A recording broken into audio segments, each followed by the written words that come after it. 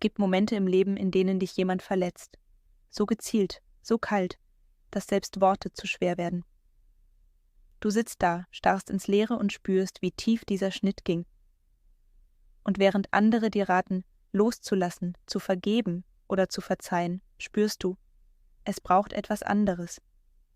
Nicht Wut, nicht impulsive Rache, sondern etwas, das aus der Tiefe kommt. Etwas, das aufbaut statt zerstört.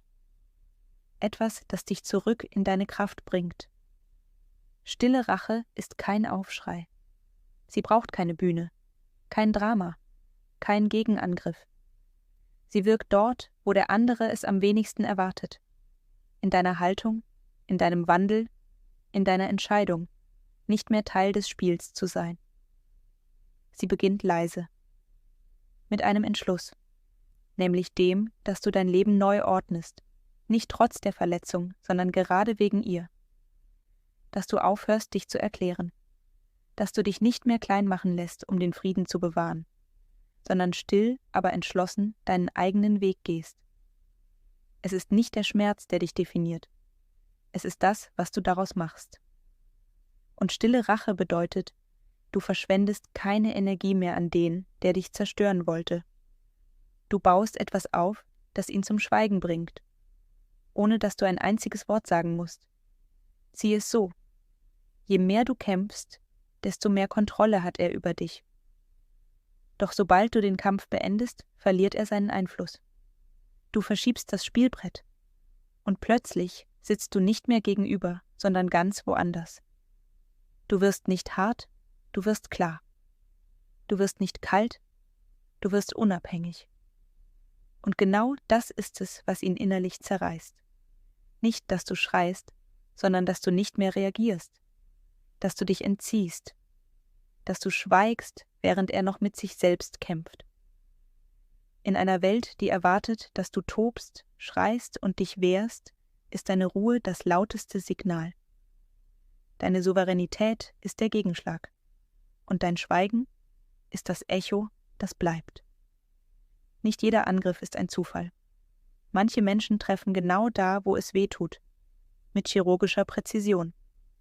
Sie beobachten, erkennen, analysieren. Und dann schlagen sie zu. Nicht, weil du ihnen etwas getan hast, sondern weil du ihnen etwas spiegelst, das sie nicht ertragen. Vielleicht ist es deine Ruhe, vielleicht dein Erfolg, vielleicht einfach deine Integrität. Du brauchst keine Masken, und genau das macht sie nervös. Denn sie tragen ständig welche. Deine Präsenz wirft Licht auf ihre Unsicherheit. Deine Klarheit erinnert sie an das, was ihnen fehlt. Verletzende Menschen suchen keine Begegnung auf Augenhöhe. Sie brauchen ein Gegenüber, das sie dominieren können. Und wenn du das nicht freiwillig bist, machen sie dich dazu. Mit Spott, mit subtilen Bemerkungen, mit gezieltem Schweigen oder Lob, das sich wie ein Tritt anfühlt. Doch all das hat wenig mit dir zu tun. Es ist ihre eigene Leere, die sie nicht aushalten. Und du wirst zum Projektionsschirm. Die psychologische Dynamik dahinter nennt sich narzisstische Versorgung. Ein instabiles Selbstbild braucht Nahrung, entweder durch Bewunderung oder durch Unterwerfung. Und wenn du beides verweigerst, wirst du zur Bedrohung. Genau hier beginnt dein Wendepunkt. Wenn du erkennst, dass ihr Angriff kein Zeichen von Macht ist, sondern ein Beweis für innere Schwäche, verlierst du die Angst.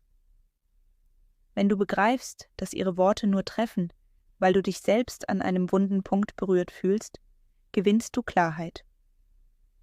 Du musst nicht zurückschlagen, du musst verstehen und dann entscheiden, ob du das Spiel überhaupt mitspielen willst.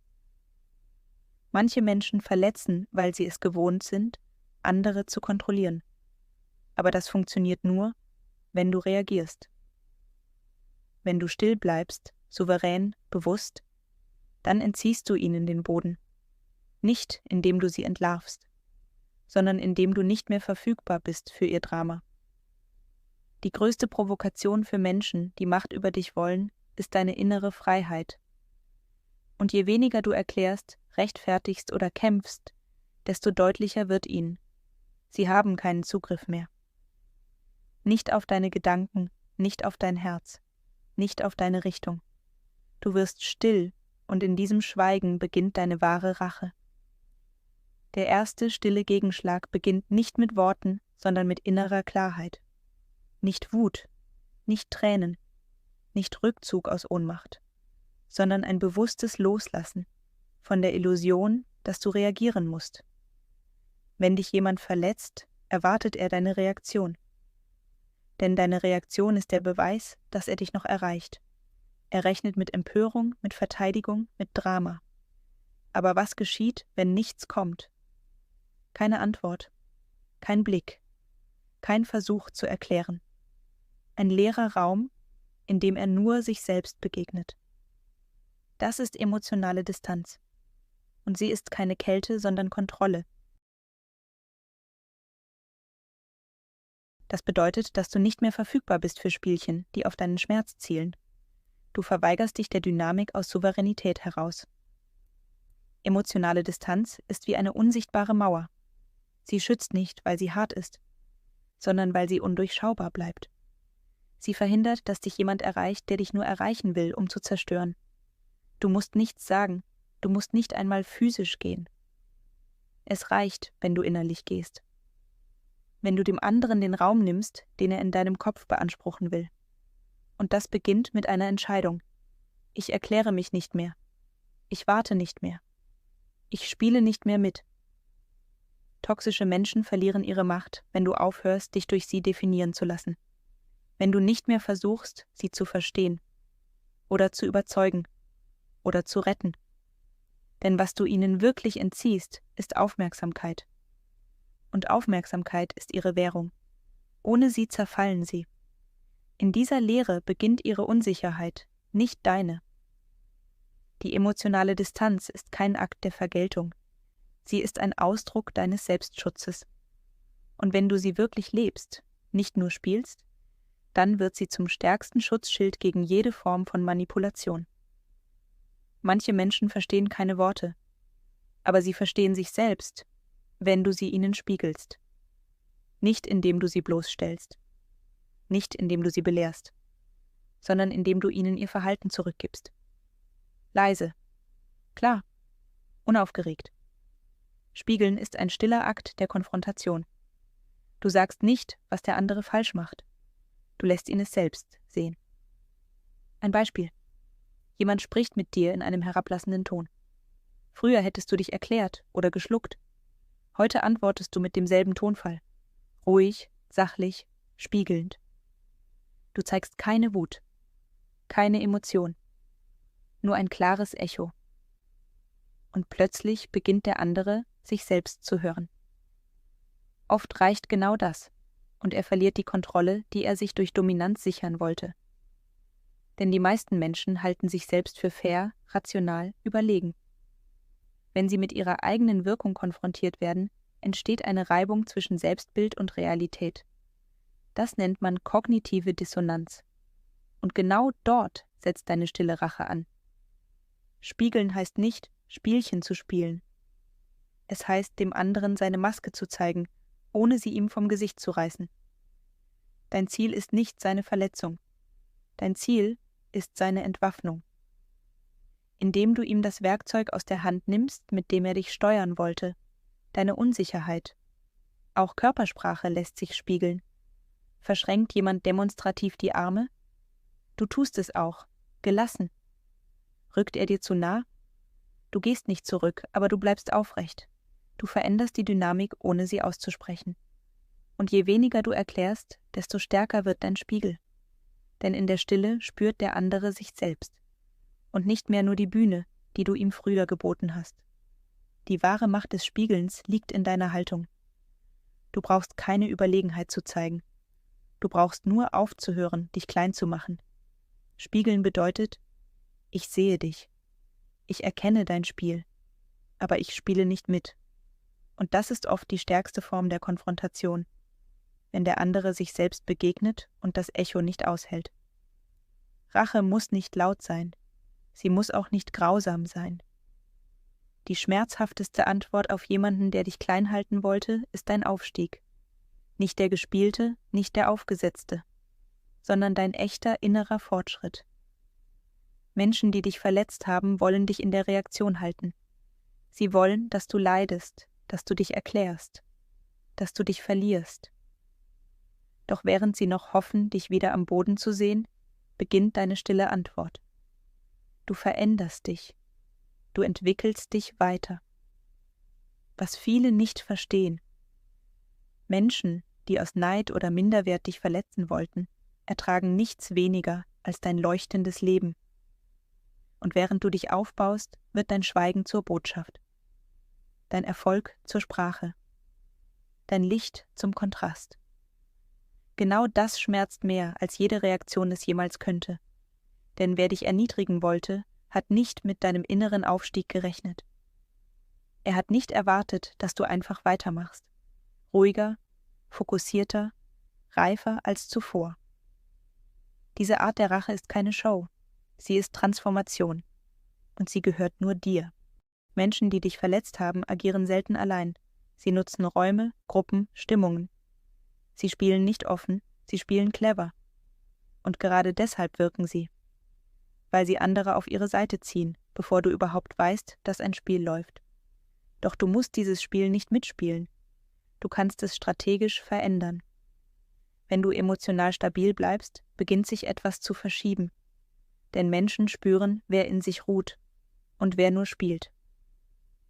Wenn du in Gruppen gelassen bleibst, wenn du dich nicht rechtfertigst, nicht dramatisierst, sondern einfach da bist, mit Haltung, mit Klarheit, dann beginnt sich die Dynamik zu drehen. Du brauchst keine Beweise, keine Erklärungen, du brauchst nur Präsenz. Was du auch tun kannst, stelle Fragen, wo andere Anklagen erwarten. Nicht, er hat mich verletzt, sondern, ist dir aufgefallen, wie oft er andere unterbricht? Hast du auch gespürt, wie schnell die Stimmung kippt, wenn sie den Raum betritt?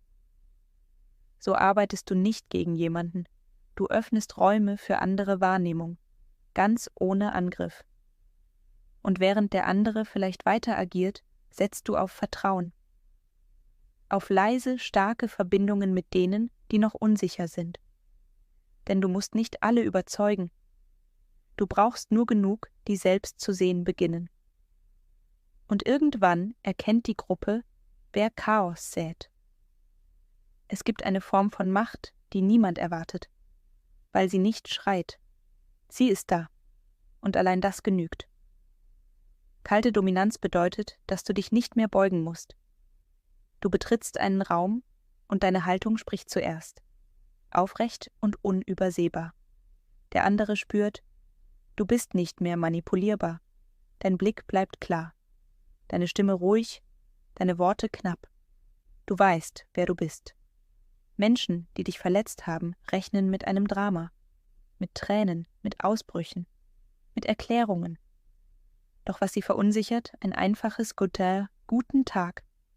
Ausgesprochen ohne Wärme, aber auch ohne Kälte. Ein Gruß wie eine Wand. Endgültig. Kalte Dominanz beginnt in dir. Sie entsteht, wenn du spürst. Du musst nichts mehr beweisen. Und genau diese Art von Gegenwart, diese wortlose Unerschütterlichkeit, bringt andere aus dem Gleichgewicht. Denn sie merken, du bist nicht mehr dieselbe Person, die sie einst verunsichern konnten. Du hast dich verändert. Wenn du in einem Gespräch provoziert wirst, stell eine ruhige Gegenfrage. Was bringt dich zu dieser Ansicht? Nicht spitz, nur neutral. Du lässt dich nicht ziehen, du gibst keine Angriffsfläche. Und genau das ist es, was den anderen trifft. Nicht dein Widerstand, sondern dein Gleichmut. Kalte Dominanz bedeutet nicht Härte. Sie bedeutet, du kennst deinen Wert. Und du brauchst niemanden, der ihn dir bestätigt. Manche Menschen verletzen dich nicht zufällig. Sie planen es. Sie testen deine Reaktion. Sie wollen Kontrolle. Und genau dort setzt psychologische Inversion an. Sie ist keine Taktik der Konfrontation, sondern der Umkehr. Eine stille Art, das Machtverhältnis zu verschieben, ohne dass du kämpfen musst. Sie funktioniert, weil dein Gegenüber glaubt, das Drehbuch in der Hand zu haben. Er sagt etwas, du wirst wütend. Er stichelt, du verteidigst dich. Er manipuliert, du erklärst dich. So läuft es normalerweise. Aber was, wenn du das Drehbuch einfach änderst? Stell dir vor, jemand spricht herablassend mit dir. Früher hättest du dich rechtfertigt, dich geärgert, versucht, deinen Wert zu erklären. Jetzt sagst du nur, interessant, dass du das so siehst. Keine Verteidigung, kein Angriff, keine Einladung zum Spiel. Nur ein ruhiger Satz, der das Gespräch entwaffnet. Der andere wartet auf Drama, bekommt aber Leere. Er steht mit seinem Angriff im leeren Raum. Das ist Inversion. Ein anderer Weg ist, Aussagen umzudeuten. Sagt jemand, du bist aber ganz schön empfindlich. Antwortest du ruhig. Ich nehme Dinge eben genau wahr. Was als Beleidigung gedacht war, verwandelt sich in ein Statement der Stärke. Nicht trotzig, nicht sarkastisch. Einfach klar. Diese Technik nimmt dem anderen den Wind aus den Segeln, weil seine Worte keine Wirkung mehr entfalten. Du hörst sie, aber du folgst ihnen nicht. Du musst nicht laut sein, um stark zu sein. Du musst dich nicht erklären, um frei zu werden. Und du musst niemandem etwas beweisen, um deine Würde zu behalten. Die klügste Rache ist nicht der Gegenschlag, sondern das, was du aus dir machst, wenn niemand mehr damit rechnet, dass du aufstehst. Wenn dich dieses Video berührt oder bestärkt hat, dann teile es mit jemandem, der das gerade hören muss. Lass einen Kommentar da, wenn du spürst, dass du auf diesem Weg bist. Like das Video, wenn du dich darin wiedergefunden hast. Und abonniere diesen Kanal, wenn du mehr psychologische Tiefe suchst. Danke fürs Zuhören. Und bis zum nächsten Mal bei Verborgene Psychologie.